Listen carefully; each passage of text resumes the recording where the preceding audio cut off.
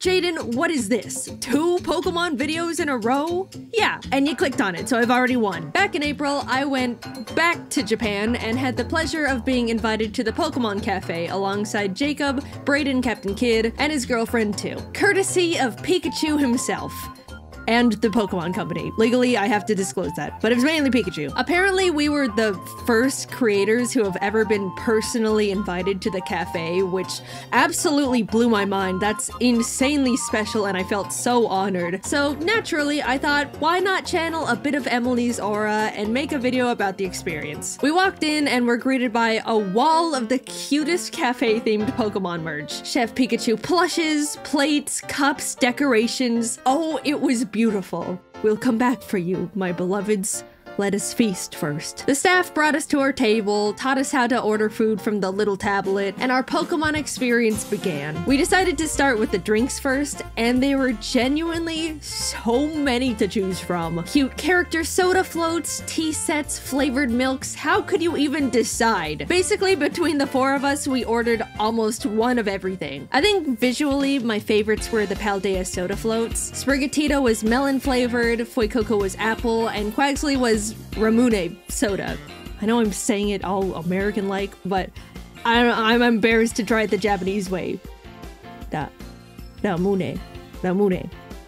I don't know. Personally, I absolutely love soda floats already, but put a cookie of a little guy on top, and I'll definitely pay for that. Fuecoco is my favorite Pokemon of the 3, so I've convinced myself that it was also my favorite flavor-wise, but all of them were actually really nice. I also tried the Pikachu float as well, which looked the prettiest. I'm not really a big fan of lemon flavor things, so I only took a few sips, but if you like lemon and also Pikachu, I think you would really enjoy it. There are also little choose your Pokemon lattes where you sift through a giant menu of practically any Pokemon you wanted printed onto the foam of a latte. Everyone chose their respective favorites. Of course, I got me a little Aggron. Look at this guy. He was born to be on top of a latte. Delicious. Jacob also got the chocolate Moo Moo milk, and it was super cool because they brought out a little set of like Moo Moo milk, chocolate, and a shaker. So you basically make it yourself. Jacob said it was good, so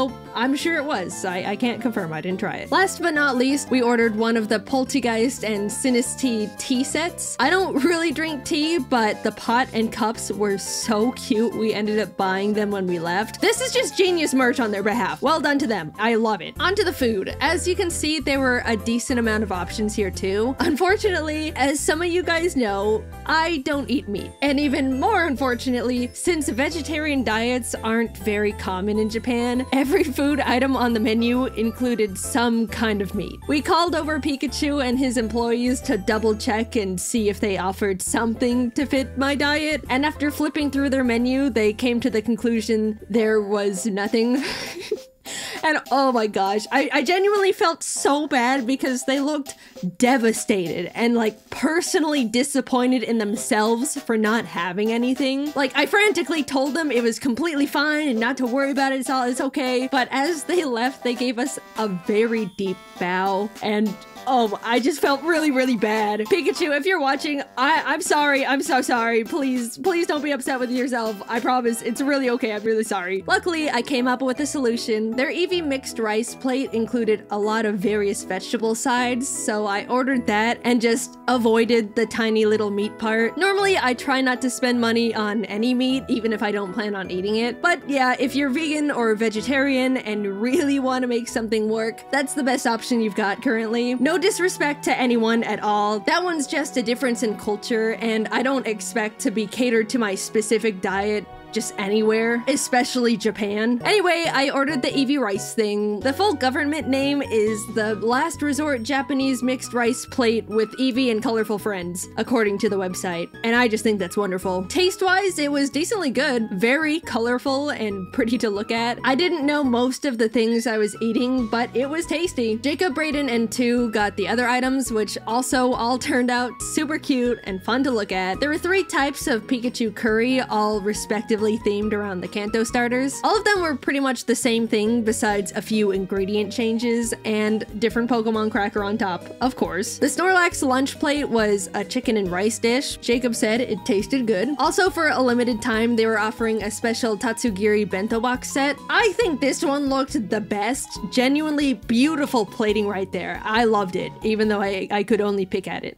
The general consensus in terms of overall taste of everything was that nothing was super crazy, out of this world, delicious, gourmet, but nothing was like bad, you know? It was more about the experience and novelty of the cafe anyway, so no one really minded. We were simply enjoying being there with our cute plates and spoons. Finally, we wrapped up the meal with desserts. There was a cute Pikachu souffle pancake and a chocolate parfait. Naturally, like everything else, it was all simply art on a plate. I personally thought they both tasted really nice. Nothing was too sweet, we got to ooh and ah at them, and it was a perfect way to wrap up the meal. As a fun surprise during it, there was a portion where Chef Pikachu came out and did a cute little dance around the restaurant for the people eating. Most of the video is blurred for the privacy of the people there. But look at Pikachu, look at him go! He can't clap his hands to go along with the song, but that doesn't stop him from trying. Hi Pikachu, big fan! We wrapped everything up and of course grabbed pretty much all of the exclusive merch they were offering. How are we supposed to remember our experience forever and ever if we don't bring back all the plushes they have? Riddle me that! I wanted to extend a very, very big thank you to the Pokemon Company and Pikachu for reserving our table and having us come to the cafe. They didn't pay me to make a video or anything, but I wanted to share my experience with you guys because I definitely enjoyed my time there, and I know a lot of you love Pokemon just like me. It was a huge honor, we all had a great time, and the cafe was wonderful. +4 to the Pikachu plush collection. I would definitely recommend the cafe to anyone who likes Pokemon and food